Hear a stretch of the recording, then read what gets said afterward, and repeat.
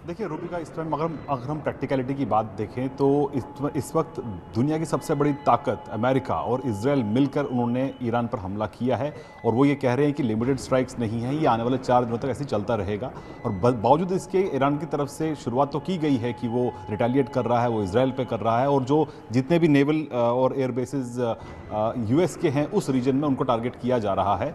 लेकिन इस लड़ाई में ईरान के साथ सीधे तौर पर कोई खड़ा नहीं है सिवाय उसके प्रॉक्सीज के। हुथीज की बात की जाए या हिजबुल्लाह की बात की जाए तो उन प्रॉक्सीज के अलावा उनके पास कोई और ऑप्शन नहीं है। तो ऐसे में वॉर को लंबा खींच पाना शायद ईरान के लिए मुश्किल होगा। और जाहिर तौर पर ना सिर्फ एक्सटर्नल फैक्टर्स मगर इंटरनल फैक्टर्स की बात करें तो माना यह भी जा रहा है कि एक बड़ा अपराइजिंग फिर से शुरुआत हो सकती है, जिसको कंट्रोल करने के, जैसे थोड़ी देर पहले आपको मैंने बताया कि वहां पर रॉयट पुलिस को डिप्लॉय किया गया है। तो ऐसे में दोहरी मार है ईरान के लिए। एक तरफ जहां इजराइल और अमेरिका हमला कर रहे हैं बाहर से, तो ऐसे में अगर अपराइजिंग अंदर से भी होती है तो खामने के लिए बहुत मुश्किल हो जाएगा सस्टेन कर पाना। तो ऐसे में जिस तरह के अटैक्स हो रहे हैं, जिस तरह की प्लानिंग की गई, एक तरफ बातचीत की बात की जा रही थी कि बातचीत चल रही है, लेकिन इसी बातचीत के दौरान ही अटैक किया जाता है, जैसे कि पिछले साल भी हमने देखा। तो जाहिर तौर पर ईरान के लिए ये वॉर को बहुत लंबा खींच पाना मुश्किल होगा, क्योंकि उसके पास सीधे तौर पर ना ही चीन का और ना ही मॉस्को की तरफ से ईरान ने कंफर्म कर दिया है। क्या कंफर्म किया है कि हमने गल्फ रीजन में जो अटैक किया था, जो टारगेटेड अटैक्स थे, वो किस किस पर थे? वो टारगेटेड अटैक्स थे उन इलाकों पर जहां पर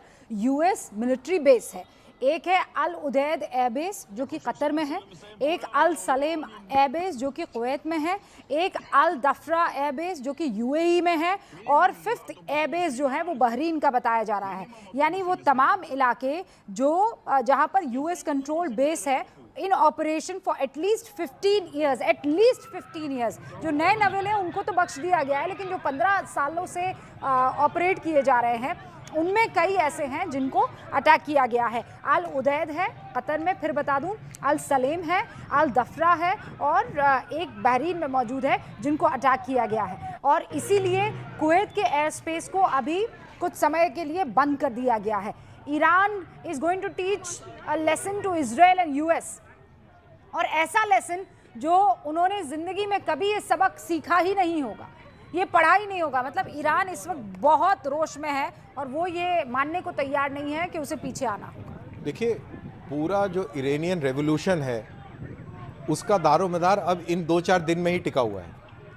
जो 1979 से लेकर और अभी तक का जो मैं आपको इसलिए रोक रही हूँ, ये प्लीज जरा फुल फ्रेम बताइए ये तस्वीर, ये बड़ी खबर। ये देखिए, ईरान के पूर्व राष्ट्रपति अहमदीनेजाद, उनके घर को अटैक किया गया। इजराइल, देखिए अभी कुछ देर पहले इजराइल की तरफ से इजराइल डिफेंस फोर्स की तरफ से कहा गया था कि हमने कुछ बड़े लोगों को भी अपनी जद में लिया है, और वो पहला नाम आ चुका है।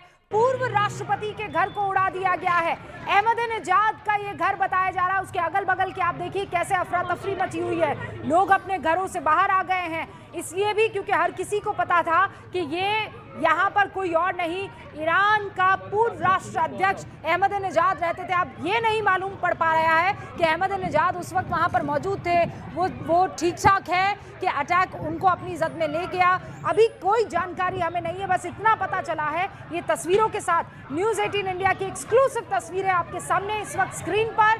दर्शकों को बता दूं कि जब इजराइल ने अटैक किया तो वो बड़े प्रिसिशन के साथ उन इलाकों में अटैक किया जहां पर रक्षा मंत्रालय है, उस इलाके में अटैक किया जहां पर खुफिया हेडक्वार्टर है, उस इलाके में जो कि खैमनेई का पूरा निवास है, और वहां भी जहां पूर्व राष्ट्रपति अहमदीनेजाद का घर बताया जा रहा है।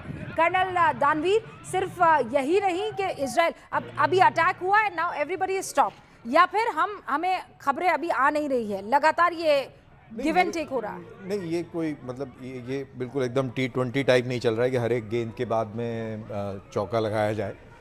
अभी असेसमेंट होगा पूरा, कहाँ से ये फायरिंग हुई है, कैसे हुई है, ईरान ने क्या क्या रिसोर्सेज का इस्तेमाल किया है, बहुत सारी इंटेलिजेंस गैदर हुई होगी। इस दौरान उसको असेस किया जाएगा, रिकैलिब्रेट किया जाएगा अपना रिस्पांस, और फिर रिस्पांस को दिया जाएगा। तो इसमें समय लगेगा, और इसमें ये ध्यान रहे कि अब्राहम लिंकन जिसकी खूब बात कर रहे थे, ये इंडियन ओशन अरेबियन सी के अंदर है, और दूसरा गेराल्ड फोर्ड जो जिसकी बड़ी चर्चा हो रही थी कि एक और एयरक्राफ्ट कैरियर वहाँ पहुँच गया है, तो वो एजीज मिसाइल सिस्टम के साथ में है। वो इजराइल के नज़दीक खड़ा हुआ है। यानी कि मैं इसको वैसे समझा दूं, इब्राहिम लिंकन अगर भाला है, तलवार है, तो जो फोर्ड एयरक्राफ्ट कैरियर आया है, जो उसके साथ में पूरा फ्लोटिला आया है, वो एजीज मिसाइल सिस्टम के साथ है, वो ढाल है। तो बेसिकली ये बहुत लंबी रणनीति के साथ में ये पूरा खेल खेला जा रहा है, ये लड़ाई अनफोल्ड हो रही है। ये ऐसे अचानक से हुई वाली लड़ाई नहीं है। और वो जो मैं आपको कह रहा था कि ये एनालिसिस करने के बाद में अभी रिस्पांस आएगा, रिस्पांस बिल्कुल आएगा। अच्छा, अब ये जान लीजिए आप, ये दर्शकों के लिए है, न्यूज़ 18 इंडिया के तमाम दर्शक, अगर आपके जानने वाले एयर इंडिया का इस्तेमाल करके थ्रू एयर इंडिया इन इलाकों में जा रहे हैं तो ज़रा अपने प्लान को रीशेड्यूल कर दीजिए, क्योंकि अबू धाबी, दमाम सऊदी अरब का, दोहा कतर में जो है, यूएई का दुबई, जिद्दा सऊदी अरब का, मस्कत ओमान का, और रियाद सऊदी अरब का, और तेल अवीव इजराइल का, यहाँ पर उड़ानों को रद्द कर दिया गया है एयर इंडिया की तरफ से। तमाम जो फ्लाइट्स थी उनकी कैंसिल कर दी गई है। शैलेंद्र का रुख कर लेते हैं। शैलेंद्र, इस वक्त हिंदुस्तान से इस इलाके में रुक करने वाली एयर इंडिया की फ्लाइट्स, आई थिंक सिर्फ एयर इंडिया नहीं, बाकी सारी फ्लाइट्स भी, अब मुझे लगता है खबर आएगी फ्लाइट्स कैंसिल कर दी, क्योंकि एयर स्पेस तो बंद हो ही गया है।